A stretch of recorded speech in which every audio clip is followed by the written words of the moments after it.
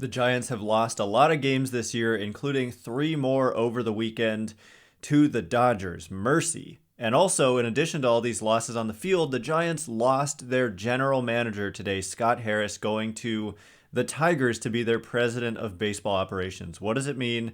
We'll get into it next. You are Locked On Giants, your daily San Francisco Giants podcast. Part of the Locked On Podcast Network, your team every day.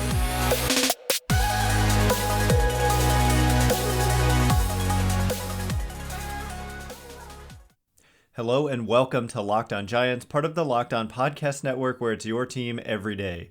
My name is Ben Kaspick, and on this show we provide daily episodes Monday through Friday talking about the San Francisco Giants in a way that's data-driven and rational, but also simple, passionate, and accessible to all. I'm a former contributor for the baseball statistics and analysis websites Beyond the Box Score and Rotographs. I've been podcasting about the Giants since 2015, and I'm a lifelong fan. Thank you for making Locked On Giants your first listen every day. We're free and available wherever you get podcasts. And coming up on today's show, there is a lot to talk about. Like I said, Giants taking L's on the field to the Dodgers, getting swept again. My goodness, the season series is mercifully over. Giants went 4-15 against LA, the worst they've done against the Dodgers since moving to San Francisco. So just a crazy bad season versus the Dodgers after last year winning the season series in the regular season, and then losing in 5 games in the best of 5 NLDS. Neck and neck with LA last year. Over my shoulder, if you're watching on YouTube, you can see I've got the NL West Champs banner that I had to put a not over, not NL West Champs, because somehow they were able to do it last year, but this year, just no contest. But we'll get into the Dodgers series in a minute. Where I want to start is with Scott Harris leaving the Giants, their general manager who has been here less than 3 calendar years. He was hired in November of 2019, and he joins the Detroit Tigers, who fired their longtime GM, Al Avila, who, that team has been in a perpetual rebuild for the last decade or so. A failed rebuild, you might call it, and they hire Scott Harris away from the Giants to be their president of baseball operations. So I just want to make it clear that Harris, leaving the Giants isn't some kind of, oh, I want to abandon ship because this is a sinking ship and let me just get out of here. What this is the president of baseball operations position is like the head of the top of the food chain. It's like, think about Farhan Zaidi. He was in Harris's role with LA, and then the Giants were able to lure him away by offering him this president of baseball operations position. And so Harris, as the general manager, is like second in command essentially in the front office under Farhan Zaidi, or at least he was. And now he goes and heads the Detroit Tigers organization, where he's the top dog. He's going to be running the show there in Detroit. What's interesting is that last year Harris declined an opportunity to interview for that same role with the Mets, I believe. It's a little confusing because they ended up hiring someone who's not in that role. They hired like a GM, and now they're still searching for a president of baseball operations. But regardless, I'm pretty sure they were looking for one last year. They wanted to interview Harris, and he declined. And so it made it seem like he just really wanted to stay here. But also the Mets had this history of being a very dysfunctional organization, and it might just not have been that appealing of an opportunity, although now things have turned around for that team. But regardless, that's a Mets topic. The point is Harris is leaving, and so first of all, just congratulations to him. It's a huge opportunity, and he'll be looking for a general manager, which is funny because now the Giants will also be looking for a general manager to replace Harris. And so Farhan Zaidi and Scott Harris may have competition for GM candidates, and the Giants' position is probably a more desirable one. They're in a better state as an organization, I think. I mean, the Tigers have some young talent that the Giants don't necessarily have, but the big takeaway is that the Giants will be searching for a new general manager, and I think it's an opportunity to add somebody to the organization who maybe can see things in a fresh perspective, because it did seem a little bit like the way that this front office under Zaidi and Harris has been operating, just it hasn't really worked out well this year, obviously. And there's a lot of talented people out there, and there's a lot of kind of different perspectives out there. And I'm not saying you have to go in a completely different direction, but what I am saying is it's just an opportunity to go out there, interview some new candidates, or even some of the same ones who were interviewed last time before they ultimately hired Harris, and you get some fresh perspectives. Like during the interview process, they'll talk about the state of your organization and your minor leaguers and how they see things, and you can learn a lot. Giants said that they learned a lot through the process when they were looking for a president of baseball operations and ultimately hired Farhan Zaidi. But I do just think it's an opportunity to potentially just bring in somebody new, and I think that that could ultimately be a good thing for this organization given where they are right now. But I don't believe at all that this is just Harris jumping ship on a sinking ship. And I mean, he had a big part in constructing this roster. I think there's also this misconception that the GM doesn't really do anything. And like people said when Farhan Zaidi came to the Giants, they said that Andrew Friedman, he didn't immediately go out and hire a new general manager. That means that Farhan Zaidi wasn't really doing anything and he was replaceable. Well, that's a bunch of baloney because, first of all, yes, they do a ton. They kind of just share the load.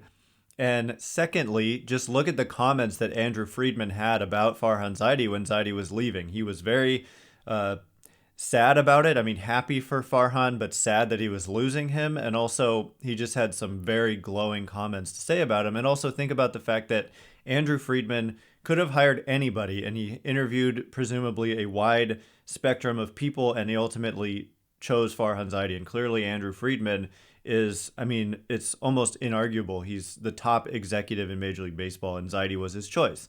Now Zaidi is here, and Scott Harris was his choice. And as this announcement comes out, Donnie Ecker, Brian Bannister, former recent kind of pillars of the strength of this organization, and current with Bannister, but Ecker, of course, leaving for the Texas Rangers. But they were saying it was an A-plus hire by the Detroit Tigers and that Scott Harris is one of the most impressive people they've ever worked with. So it is a blow to the Giants to lose him, but there's also a lot of quality people out there. And even though this season hasn't really gone well at all for the Giants, it's still a desirable destination for a lot of reasons, especially when you think about the fact that this offseason they do seem primed and willing and able to go out there and make some major additions.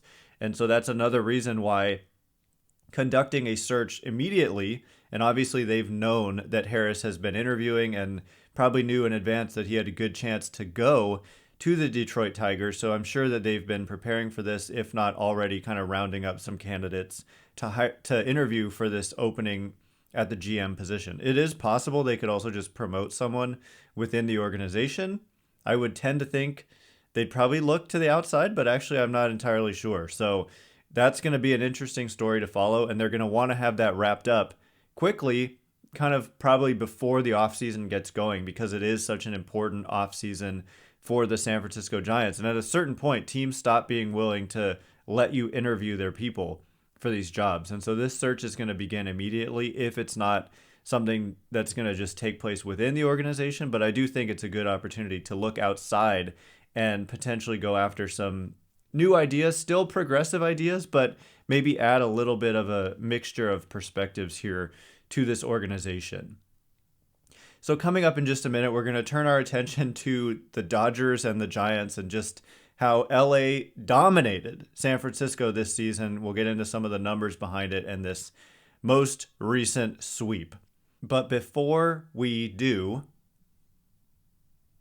BetOnline.net is your number one source for all your pro and college football betting needs and sports info this season.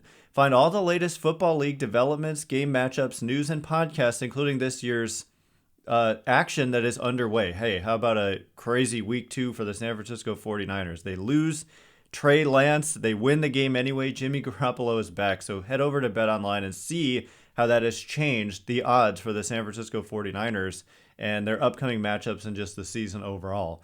BetOnline is also your continued source for all your sporting wagering information, including live betting, esports, and scores. The fastest and easiest way to check in on all your favorite sports and events, including MLB, MMA, boxing, and golf. Head to the website today or use your mobile device to learn about the trends in action. Bet online, it's where the game starts. All right, as promised, we're going to dive into some of the numbers behind this abysmal performance by the San Francisco Giants to the LA Dodgers this season. They were just overwhelmed by the talent of the Dodgers this year. And what's crazy is that last year, as we mentioned, and even in previous seasons, the Giants had been able to hold tough against LA. And so in some ways, it's just kind of correcting for that. It's not like because they did well against them in the past, this failure to do well against them this year was a correction. What I mean is that you're not going to be tough on a team of that caliber year in and year out. Sooner or later, a team like that is going to have its way with you, as they've done with the whole rest of the league. Jeff Snyder of Locked On Dodgers and I, prior to last season, looked at the numbers between the Giants and the Dodgers since the Dodgers' run of excellence, which, let's just say starting in 2012, or 13, when they first won the division, which turned out to be 8 years in a row, not last year, and then this year, of course, winning it again. The Giants and Dodgers had roughly a 500 record against each other for that period of time, from 2013 up to 2020. And it was around 500 again last year, so it would have continued. So through 2021. And against everybody else, they had like a 650 winning percentage.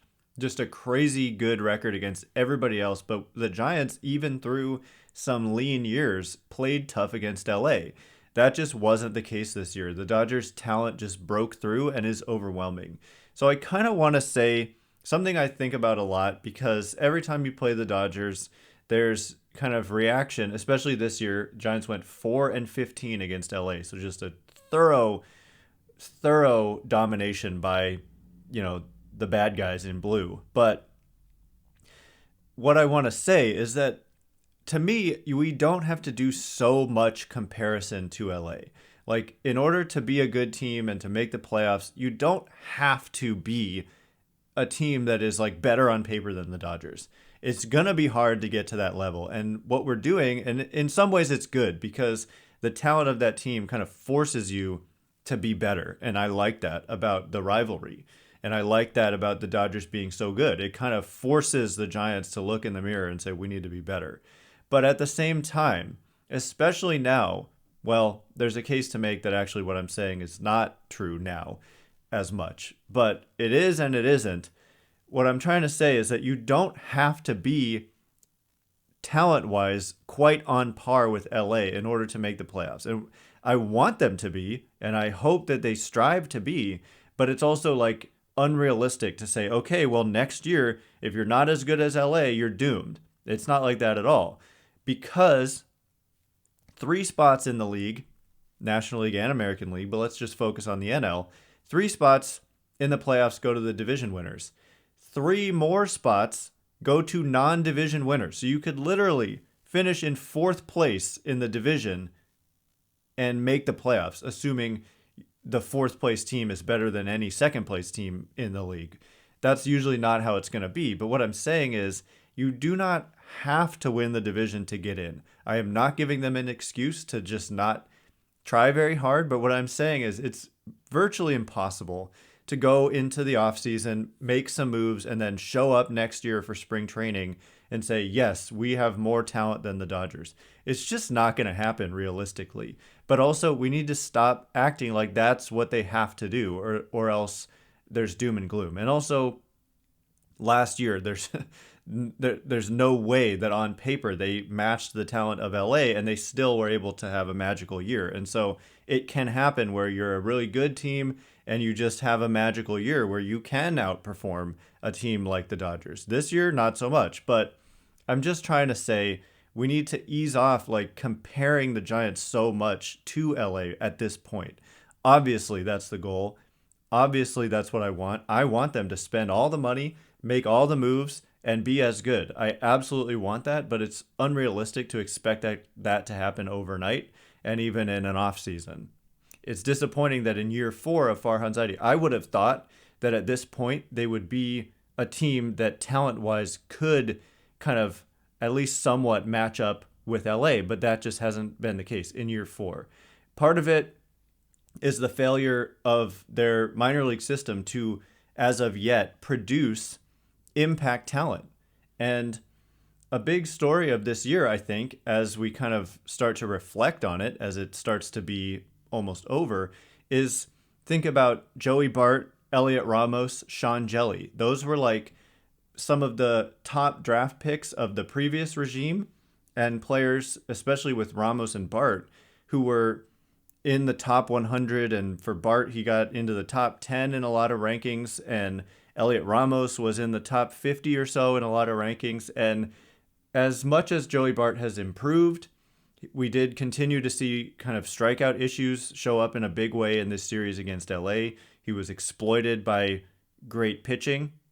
And as much as he's shown improvement since being called back up from the minor leagues in July, he doesn't yet look like an impact talent. I think he's looking like he could be solid, but we're not seeing like, oh, he's going to be a Buster Posey star level type player. Maybe a solid player, but there's still things to work through. And for Elliot Ramos, he got called up for this weekend series, at least the last couple games, and it just is a good reminder of this type of season that he had in AAA. He did not have a good season in AAA. Kapler said as much. He was very blunt. He said, he just said it wasn't a very good year for Elliot Ramos, and that he needs to earn his way onto this roster, and that he didn't do it. And the only reason he's here is because Austin Slater is hurt, and they were facing some lefties, and his glove is providing some value, which did show up in this final game. He made some key plays that didn't ultimately end up mattering because the Giants got swept regardless on Sunday Night Baseball, but Elliot Ramos made some nice plays. Kapler said, quote, "His season has not been great." And I guess that's the extent of the quotes I have, but just said the only reason he's really here right now is because of the injury to Slater. And so the failure of Bart, Ramos, Jelly, and others because that was like the wave of kind of the last wave of the last front office's top picks and the guys who it seemed like had the best chance. Well, I mean, we've got Elliot Ramos. That was an international signing, and that was the previous front office. But these top draft picks, not just for the old front office, but the new one, these guys haven't done. Hunter Bishop and Patrick Bailey, like they haven't progressed as hoped at all. And that's a big reason why the Giants are where they are. You need some of these guys. You need to hit on some of them. And they frankly just haven't hit on like any of their prospects in a long time. In terms of position players, especially Logan Webb has made an impact, and that's great. But you need more than just one guy. And LA has it every year, seemingly, guys making an impact at the major league level. And that's a huge reason why the Giants haven't been able to match the Dodgers talent-wise. And so they have to supplement through free agency. And that's what you have Chairman Greg Johnson talking about. Literally, he's saying the minor leagues haven't progressed as hoped. And some off seasons you have to go out there and make moves in order to add talent to your team. Some years you're going to have prospects breaking through and being really good, and it kind of puts some relief on the need to go out there and make additions through the free agent market. But this is an offseason when they absolutely must make significant additions in the offseason. Otherwise, they're going to be doomed next year as well. So coming up in just a minute, we're going to wrap up this discussion on the game last night. It was the Giants at least showed some fight, and we're going to talk about the fight that they put up against LA, ultimately going down, but it was a good fight, and it was good to see from this team. But first, all right, as promised, we're going to get into a little bit about the fight that the Giants put up against the Dodgers on Sunday Night Baseball. Challenging conditions. We had extreme winds. The very first play of the game did not bode well for the impact of the weather. It was a routine fly ball to right field. Ramos broke back, and then he started sprinting in, and the ball fell 20 feet in front of him. So the wind immediately, strong winds, I mean, up to like 40 miles an hour, messing with the ball there. And not a great look for Ramos, but he redeemed himself in a big way defensively.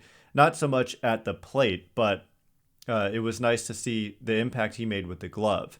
Now, the Giants, even when they got a couple of big hits, they got hosed by this ground rule double situation. So it's not something you see very often where it gets you twice in one game. You see it many times a year, but twice in one game, Giants got hosed by hitting a ground rule double because there was a runner on first in both instances who would have easily scored from first. But the rules are if it bounces over the fence, two bases. Everybody goes two bases. So in the second case, because it was with two outs, it may have even been a full count. I can't remember exactly. But the runner was around third base by the time the ball hopped over the wall. And so it's just an absolute no-brainer that he would have scored, but they don't get to score because that's the rule. And so I'm not saying the umpires did anything wrong here.